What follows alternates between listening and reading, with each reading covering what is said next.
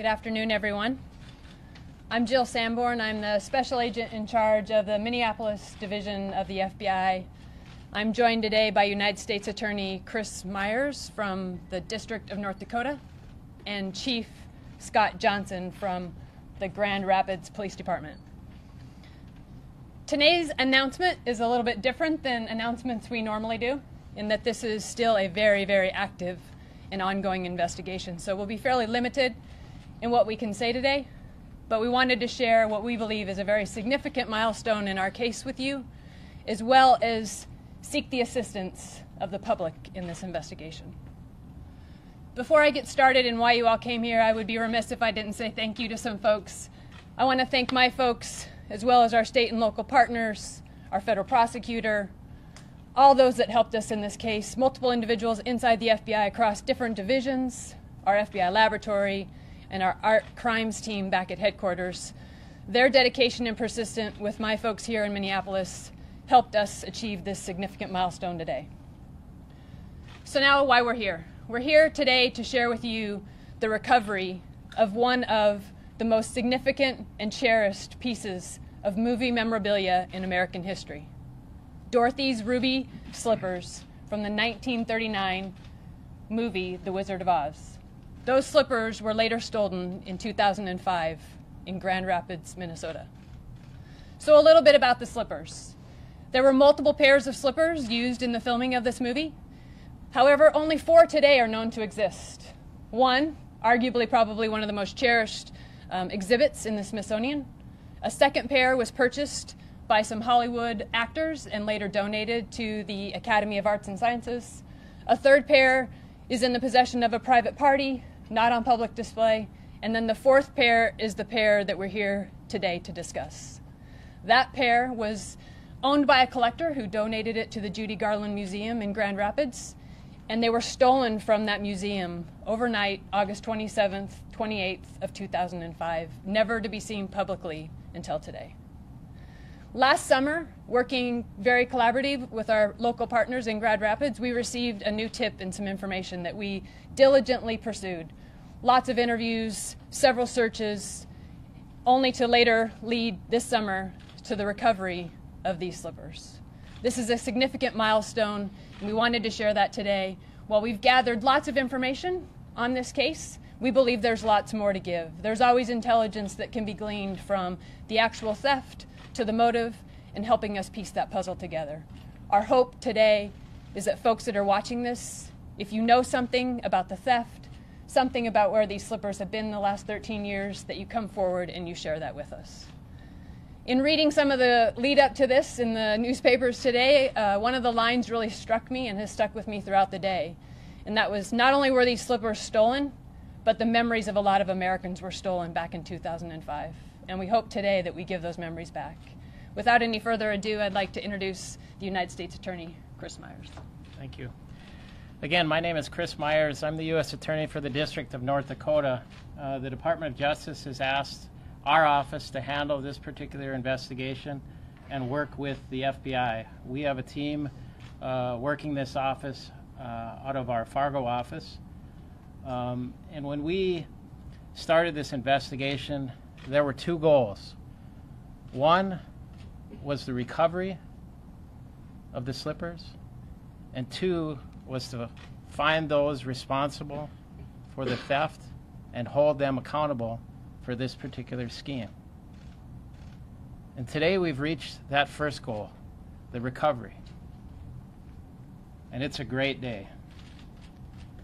And I want to congratulate the FBI and Grand Rapids Police Department and all of the partners that helped these agencies along the way make it to this day. But we're not done. We have a lot of work to do. This is an ongoing investigation, so we won't talk about the facts of our investigation. And we will follow those facts where they lead and draw up charges as appropriate and if appropriate at a later time. While we can't talk about the facts, I'll talk about art crime just briefly in a general fashion why it's important for us to investigate and prosecute these crimes.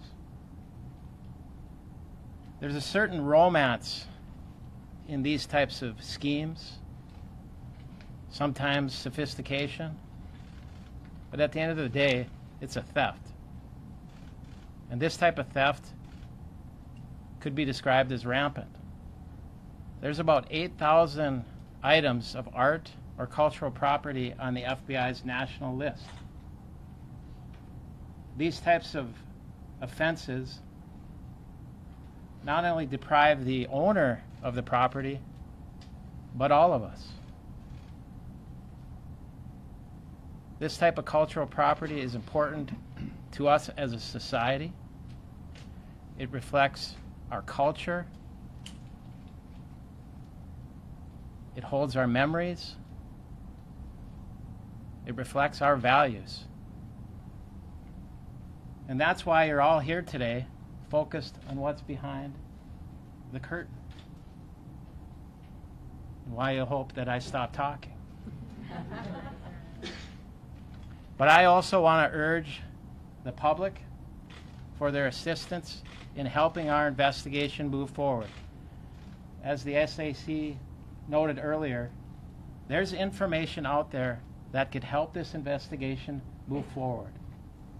And you'll see in the press release, this affects a number of jurisdictions, and we hope that people come forward and provide us additional information so we can reach that next step of this particular case.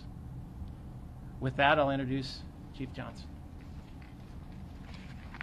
Good afternoon. Thanks for coming to this very rainy afternoon here in Minneapolis to listen to a few words. But you know, after the rain comes what? The rainbow.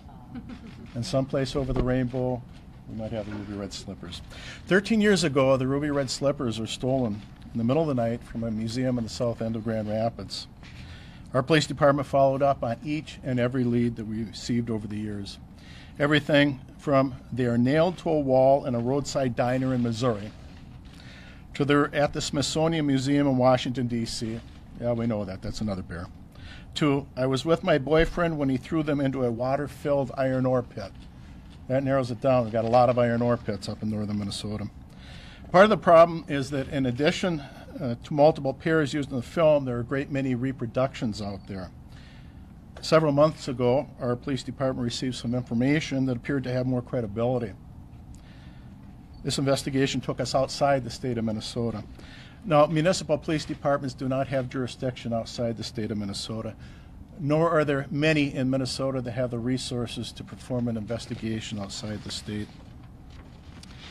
Therefore, we reached out to our partners in the FBI and the agents of the Federal Bureau of Investigation worked relentlessly on this case. As the police chief of Grand Rapids, I'm very impressed as to the dedication of our officers of the Grand Rapids Police Department. They remained committed to eventually finding these slippers. As a department, the Grand Rapids Police Department is most grateful to the men and women of the FBI whose hard work led to the recovery. You know, they're more than just a pair of shoes, the slippers. They're an enduring symbol of the power of belief. And I know I speak for everyone in our Grand Rapids community when I say that we are very, very pleased that the public, again, has a potential opportunity to view this piece of Hollywood's most treasured piece of our nation's film history. Thank you.